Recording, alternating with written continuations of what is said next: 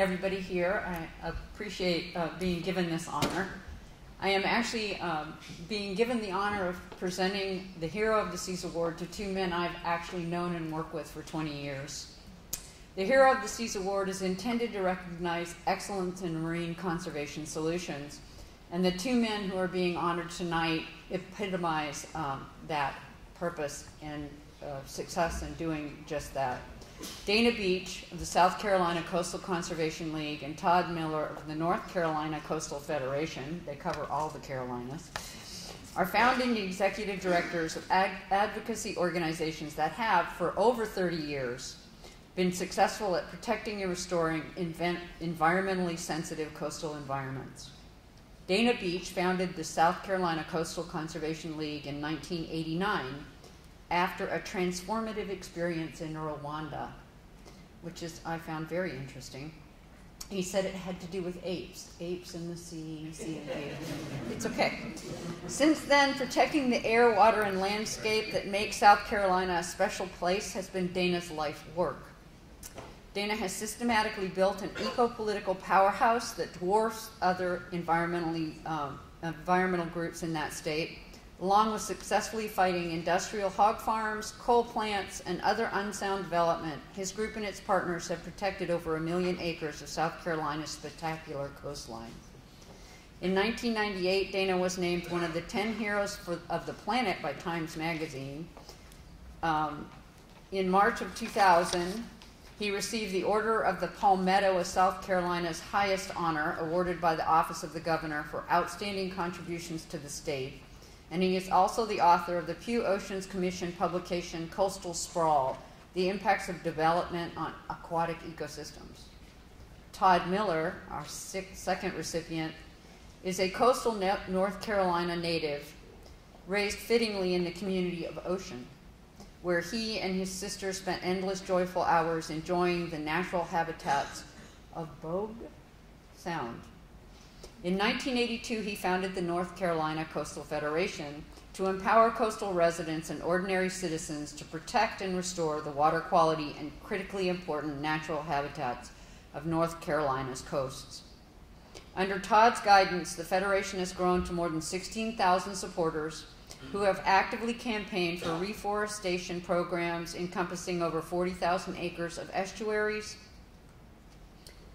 No, restoration, not reforestation. Restoration programs encompassing over 40,000 acres of estuaries and 8,500 acres of land acquired for preservation. These efforts have reduced pollution and rejuvenated vital coastal habitats, reviving oyster reefs, salt marshes, local wildlife, and other key components of the North Carolina's uniquely beautiful coast. Todd received the Old North State Award from the Governor in 2007 and the National Wetlands Community Leader Award from the Environmental Law Institute in 2012.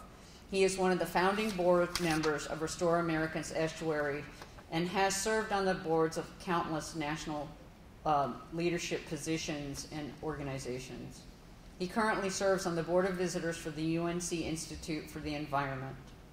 It is with great pleasure that I now present the Hero of the Seas Award to two of my heroes, Dana Beach and Todd Miller. Thank you for not making me speak last tonight. I would hate to be the one standing between you and dinner, Dana. I'm sorry. Also, I want to thank you for the award that I do accept on behalf of the staff, the board, and the supporters of the North Carolina Coastal Federation. Since 1982, I've had the good fortune to work with many thousands of ordinary people who have done some extraordinary things to protect and restore our coast. It's been my privilege to help translate, amplify, and sometimes even direct the deeply felt environmental concerns that so many coastal residents and visitors share. These partnerships, which have been with people from all walks of life, constantly serve to rekindle my enthusiasm for the conservation work that we're all doing. I grew up in a very rural farming and fishing community called Ocean. Out my front door grew tobacco, corn, soybeans, and watermelons. Bogue Sound, which had plenty of oysters, clams, and fish, was my backyard. Times have changed along the North Carolina coast. those farm fields now sprout houses. And while the sound isn't quite as pristine as it once was, it still does a pretty good job of growing seafood that I often try to catch and eat. My locally caught dinners remind me that we've done a few things right to manage our coast. Each day, however, new choices are made that continue to shape the future of our coastlines. Some of these decisions are driven by the fact that more and more people want to live and play along our waterways. But that's not the complete story. Half of the 20 coastal counties in North Carolina are actually losing population. Even in these rural, poor communities, the intensity of land uses increases as we find new industrial ways to cultivate trees, grow crops, and livestock. And now there are renewed efforts to drill for oil and gas off our beaches. Clearly, the job of protecting our coast is not done. Gandhi famously said, "My life is my message." This inspiring quote embodies the enduring value of the Benchley Ocean Awards. They challenge us to do the more to protect and restore our world's amazing coast, and that's vital since that job grows ever more complex and difficult for each new generation. Thank you.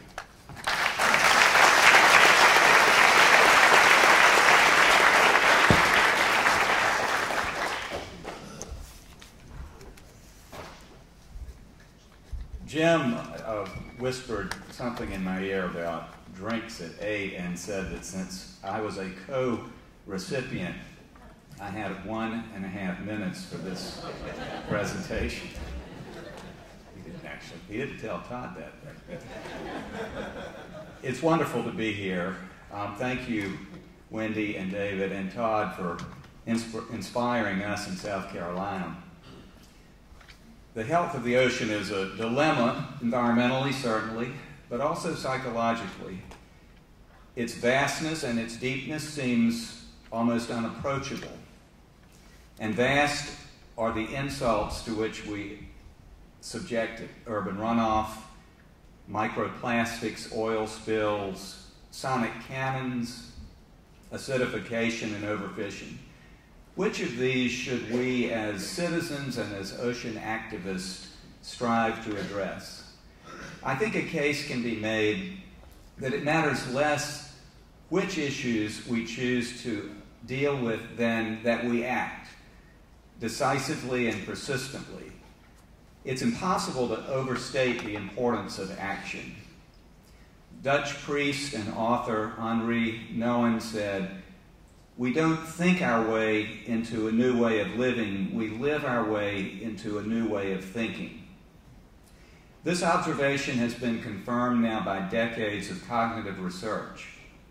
Action defines us as individuals, and acting on behalf of the ocean affirms our membership in this clan of ocean stewards. And with almost 3/4 of the country's population living within 50 miles of the coast, the ocean truly is our backyard. Even taking modest steps can begin to shape a new ocean consciousness among all of us. Local bans on plastic bags, seafood selection charts, letters and protest over offshore drilling can be done by individuals, by neighborhoods, by cities and towns. Before long, we can create a new self-perception, a self-image that in turn provides the foundation for national and international change. This is the great role that the Blue Vision Summit plays. Peter Benchley was also the perfect model for action now. I didn't have the good fortune to meet him, but my neighbor, Charles Ravenel, traveled around the world with him. So I indirectly have Peter Benchley in my neighborhood, which is a wonderful thing. Another great writer, John McPhee, said this about his friend Peter. I quote, "He had just written Jaws, and the thing that I was so awed by and so admired about Peter was that he never stopped. Peter wrote and wrote and wrote. He wrote books, he wrote screenplays, he wrote National Geographic pieces. He got expeditions going about all kinds of oceanographic things. He got into the biology of fishes. He never stopped. He just kept it up. And this was the lovely thing. Peter Benchley was one of the nicest people that will ever walk the earth. That is what John McPhee said. What an inspiration to be incomparably kind and to never stop working and striving on behalf of our imperiled planet. It's a great honor to be recognized among this extraordinary group of people. Thank you very much.